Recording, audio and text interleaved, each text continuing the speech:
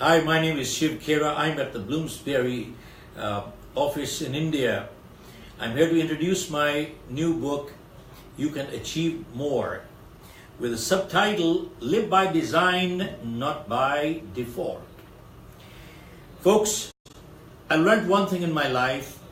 A person with a positive attitude cannot be stopped, and a person with a negative attitude cannot be helped.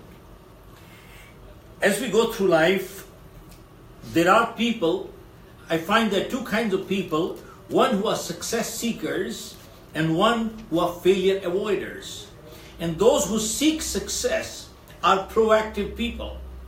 See, many times people ask, what is proactive and reactive? I ask people, are you a good person? They said yes. And you ask them, what makes you good? They say, well, I don't tell lies, I don't cheat, I don't steal, so I don't do bad, so I do good. I said, that is incorrect. If I don't cheat, it only means I'm not a cheat, but that does not make a person good. If I don't steal, it only means I'm not a thief, but that does not make a person good. And if I don't lie, it only means I'm not a liar, but that does not make a person good. Folks, go ask a medical doctor. Absence of ill health does not mean good health. A person becomes good when they actually do good. That's the day they become proactive. They become success seekers.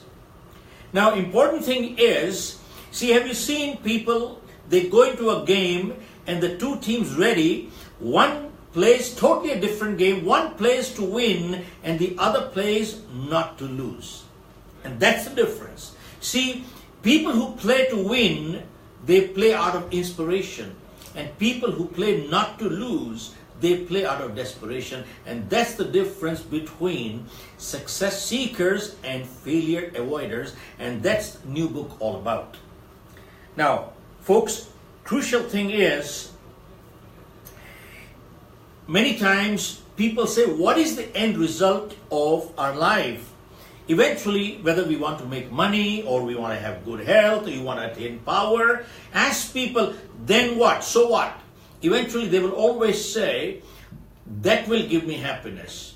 I have money, I have a good car, I have a good family, I have a good job, I have a good profession, whatever. Well, eventually, that will get me happiness. So that means the end result we are all looking for is happiness. So I have written in the new book, happiness rests on three pillars. One is, we need good health. We need good health. Without good health, we've got nothing, no matter what. No matter how much money we have, no matter how much power, no matter how many relationships, we are absolutely zero. Nothing else without good health.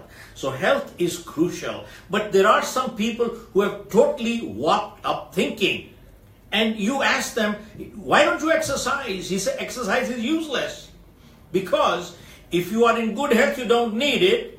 But if you are sick, you can't do it anyway. This is the kind of answers you get from what thinking people. But the bottom line comes down to, we need good health to be happy. That's one.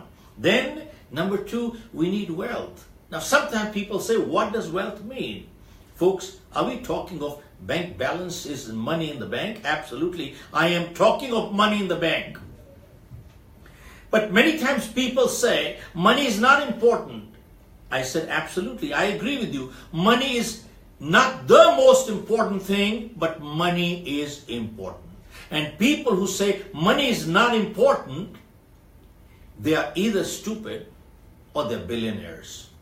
But beyond it, certainly we do need money. How can we not have money? And many times people say money does not bring happiness. Well, I haven't seen poor people and destitute people happy either. And if I have to be miserable, I would rather be miserable with money than without money anyway. And I've learned one thing.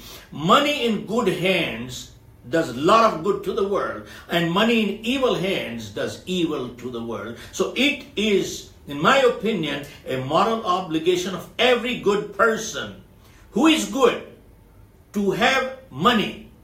Because money in good health will always do good. So, one is health, second is wealth, and third is good relationships. Folks, A person who does not have good relationships is emotionally bankrupt. Tell me, what good is health and what good is wealth if we people are totally disconnected with the whole world? Bottom line it comes down to is good relationships make people feel secure. That is our biggest strength. So to be a happy person in this world, we need good health, wealth, and good relationships. And that is really that we've covered in the book, You Can Achieve More, which is really says, live by design and not by default. And sadly, people are missing that. And then, many times people say, I want to stand out in life. Well, if you really want to stand out, then you got to do something outstanding. And people say, I want to have extraordinary life. Well, ask yourself, are you an extraordinary person? Do you have extraordinary integrity? Are you willing to work extraordinarily hard? Do you have extraordinary relationships? Folks, before you get anything in life, we got to be something in life. We cannot get anything unless we are something. We got to be something before we get something. And that is crucial. Many times you keep hearing people saying, oh, that person is lucky. He must be at the right place at the right time. I'd just like to add to that. You must be the right person at the right place at the right time. Or are you the right person at the right place at the right time? That's the big question. Well, folks, we need to get out of wishful thinking. And bottom line is, in my book that's coming up, You Can Achieve More, I mentioned very important thing. Many times people ask me, is everything within our control or does luck play a role in our lives? And my answer is, life is about both things. Life is one, fate, and two, free will. Both. Life is fate and life is free will. Well, I didn't choose my parents, neither did you. I didn't decide when I was going to be born. I didn't choose my date of birth. I can't choose my date of death either. I didn't choose my brothers and sisters. Of course, I didn't. See, there are many things that are beyond control. But at the same time, how we play the game, free will is how we live. See, Bruce Lee's one leg was shorter than the other by 1 inch. Even 1 millimeter, 2 or 3, 4 millimeters can make a huge difference. His one leg was shorter by 1 inch and he was nearsighted. His eyesight was -10. He couldn't see his opponent without lenses. Imagine, became the greatest legend in the world. Now, he used to practice 5,000 punches every day. Am I willing to do it? Are you willing to do it? If you and I are willing to do it, probably you and I can become legends too. So really, in fact, Bruce Lee said something wonderful. He said, I am not scared of a person who knows 10,000 ways how to kick. I'm scared of a person who knows only one way how to kick, who has practiced that one kick 10,000 times. That's the dangerous one. So no wonder these people became legends. Anyway, folks, very important thing is, if we want to change our life, that is reality. If we want to change reality, we need to change our mentality. What is mentality? Mentality is our attitude.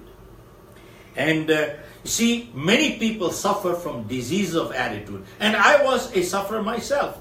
Diseases of attitude. Many people have a casual attitude. You know what casual attitude means? Casual attitude always leads to casualty. Casual attitude always leads to casualty. And that is the real world. Folks, positive people not only reinforce their positive behavior. A positive people not only reinforce their positive attitude, but they also insulate themselves from contamination. Because there are enough people outside looking to contaminate, and they make sure that they keep themselves protected and insulated from contamination outside. Well, with those results, with those words, I'd like to close at this time. The book certainly would be available at all platforms outside and all channels